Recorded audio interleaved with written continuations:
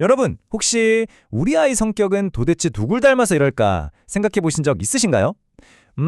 오늘 분석해 볼 자료가 바로 그 궁금증에 대한 아주 근본적인 답을 줄 겁니다.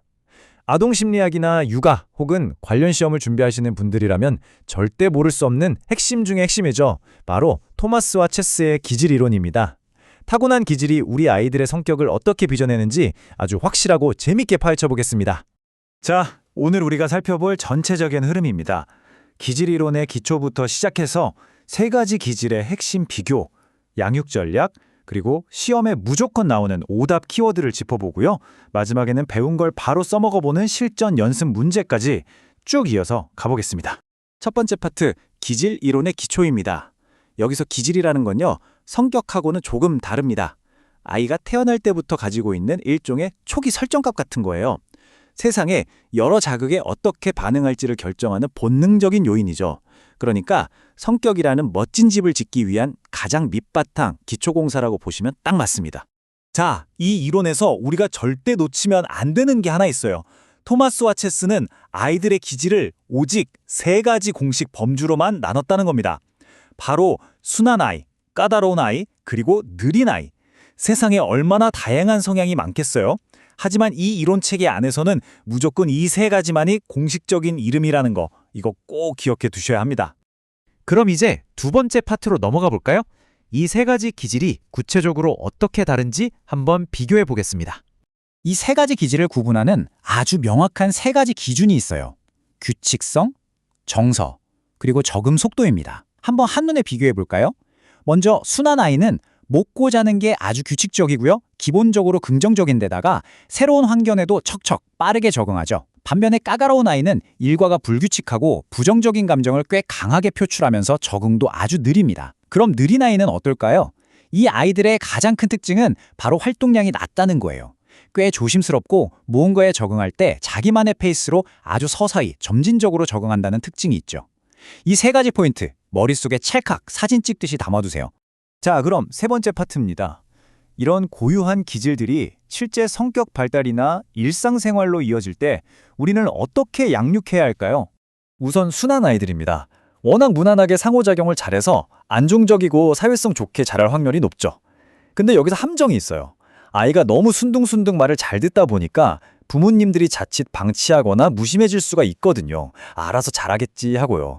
그래서 오히려 의식적으로 아이가 진짜 자기가 원하는 게 뭔지, 자기 감정이나 욕구를 적극적으로 표현하도록 계속 격려하고 세심하게 지켜봐 주셔야 합니다. 다음은 까다로운 아이인데요. 환경 변화에 굉장히 민감해서 감정 표현이 좀 격할 수 있어요. 근데 이게 나중에 보면 어려운 상황을 돌파해내는 엄청난 추진력이나 독특한 성격으로 발전하기도 하거든요. 양육자 입장에서는 진짜 인내심 그리고 일관성이 생명입니다. 아이가 짜증을 낸다고 같이 욱하시면 절대 안 돼요. 밥 먹는 시간, 자는 시간 같은 일과를 부모가 인위적으로라도 규칙적으로 딱딱 만들어주고 미리 예측할 수 있게 해주는 게 중요합니다. 까다로운 건 결함이 아니라 그냥 타고난 기질일 뿐이라는 거, 이걸 인정하는 게 모든 것의 시작입니다. 그럼 느린 아이는 어떻게 해야 할까요? 처음엔 약간 낯을 가리거나 내향적인 것처럼 보일 수 있는데 자기만의 시간을 가지면 신중한 성격으로 잘 자랍니다. 여기서 핵심 양육 전략은 딱 한마디로 기다림입니다.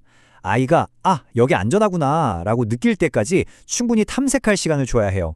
갑자기 뭘 바꾸지 말고 미리 차근차근 설명해주면서 아주 작은 것부터 점진적으로 노출시켜주는 거죠. 남들은 다 하는데 넌 왜 못해? 하면서 재촉하거나 비교하는 건 절대 금물입니다.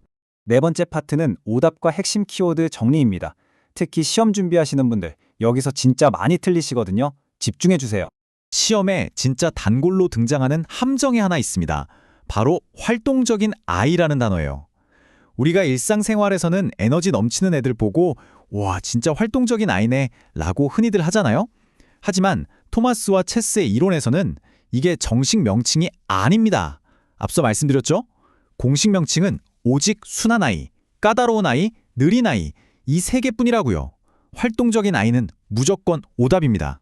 왜 그러냐면요. 활동 수준이나 활동량이라는 건 아이들의 기질을 분류하기 위해 학자들이 썼던 여러 가지 측정 지표 중 하나일 뿐이거든요.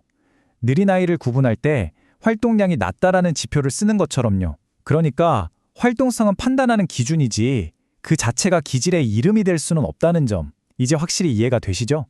좋습니다. 그럼 마지막 5번째 파트, 지금까지 배운 걸 써먹어 봐야겠죠? 실전 기질 식별 연습입니다. 제가 드리는 상황을 듣고 어떤 기질인지 한번 바로바로 맞춰보세요. 첫 번째 케이스입니다. 이 아이는 잠자는 시간이 매번 들쭉날쭉 불규칙하고요. 툭하며 짜증을 내거나 우는 등 부정적인 감정을 자주 표현합니다. 게다가 낯선 곳에 가면 적응하는 데 진짜 한참이 걸려요. 자, 방금 우리가 외웠던 3가지 기준을 떠올려 보세요. 규칙성, 정서, 적응 속도. 이 아이는 어떤 유형일까요? 정답은 너무나도 명확하게 까다로운 아이입니다. 불규칙한 습관, 부정적인 정서, 그리고 아주 느린 적응 속도. 이 3가지 키워드가 뭉쳐서 나오면 1초의 망설임도 없이 까다로운 아이를 고르셔야 합니다. 자, 2번째 케이스 가봅니다. 이 아이는 평소에 움직임이나 전반적인 활동량이 좀 적은 편이에요. 새로운 장난감이나 낯선 사람을 마주쳤을 때 바로 덥석 다가가서 반응하지 않고 시간을 두고 아주 천천히 서서히 다가가는 모습을 보입니다. 에너지 수준도 낮고 적응 속도도 느리죠. 이건 무슨 기질일까요? 네, 맞습니다. 정답은 느린 아이입니다. 낮은 활동량과 점진적인 적응 속도.